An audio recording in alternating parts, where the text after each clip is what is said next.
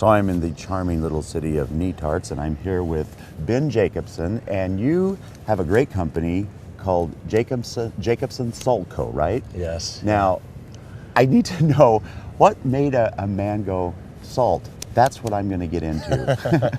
It's definitely a little bit strange of a hobby. It really was harvesting salt for me was a hobby for about 3 years before I discovered how to make good salt. But I discovered good salt for the first time when I was living in Denmark, and then I moved to Norway, and thought it was moved back here to the U.S. and the region had evolved from a culinary standpoint, but and a large part of that evolution was really driven by incredible ingredients. Yeah.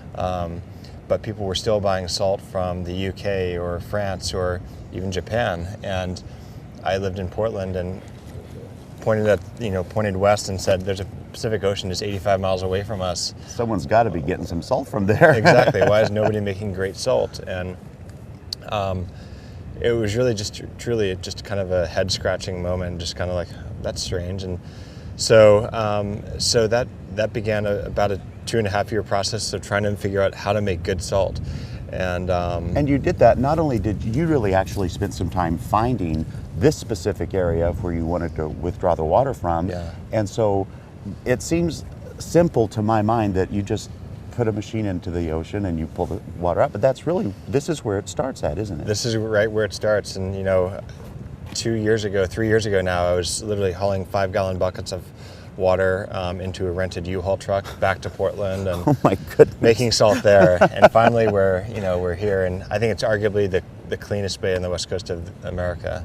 Well, now where we see where it starts from, let's walk up to the place here and look at more of the process, shall we? Great, sounds good. Okay, Ben, so we've walked 25, 30 feet right up here to this main part of the company where everything happens. Tell me then, go through the process of it. It comes through the pump system, and then what happens? Yeah, so we filter the seawater as it comes in, and through a gravity-fed sand filter, and then we let the water settle for a little bit, and then we boil it, and we boil the seawater to remove the volume to a very specific salinity, but most importantly in this process is to remove the calcium. That if we left that calcium and magnesium in, it would give our salt a very bitter taste. Really? But when you taste our salt, it's very clean and briny, and almost sweet in a way, and that's very deliberate. And so that's what we're going for. And that's the calcium? Exactly, yeah. Wow. So this is the calcium that you can imagine tasting this, and it wouldn't taste very good. No, it's not delicious. Exactly. So it's so we're working on all sorts of other stuff like a plant fertilizer. That is obviously largely calcium. So you mean what you can do with this part of this process is that, and you're trying to figure out other ways to use that as well. Exactly, it's our byproduct essentially. So it's we filter the seawater, boil it to remove the calcium, and then we move it to very shallow, custom-made, and unfortunately very expensive stainless steel evaporation pans, and we let the salt crystals form in those pans very slowly, and it's a process that can't be rushed at all. Yeah. And then the salt crystals will form slowly and then fall to the bottom of the pan. And it's at that point that we will harvest the salt crystals, let them drain, and then dry, and then hand sort and hand pack every single crystal of salt that leaves our facility. Wow. And our testament to quality is that. I mean, it's every flake of salt that leaves here has gone under our inspection, and we stand behind it 110%. Well, and here's what I think is interesting, because you mentioned that that the salt forms the crystals and then they fall. You really can't rush that, because I've stood in there and watched them, and it's a process of all of a sudden you'll see one little cluster of them just kind of float to the bottom.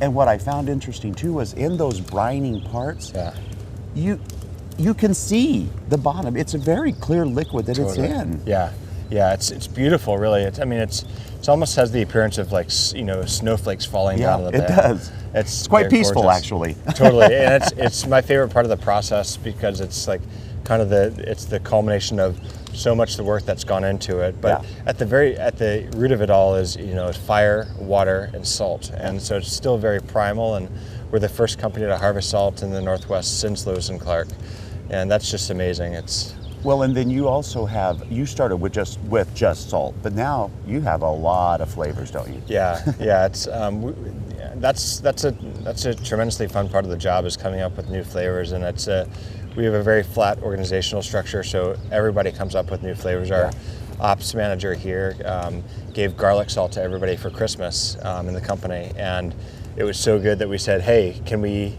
make garlic salt with this recipe? And he said, absolutely. So we are, and it's the best garlic salt we'll ever I think that's ever been.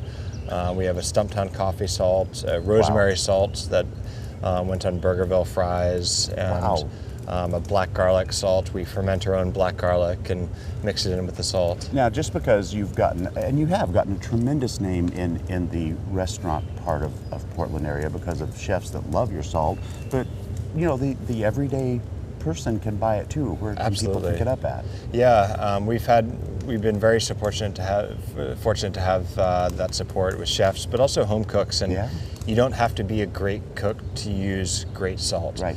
I'm a very average home cook, and I make toast and eggs in the morning and finish it with flake salt, and it's that much better. And you can buy our salt at New Season, Zupans,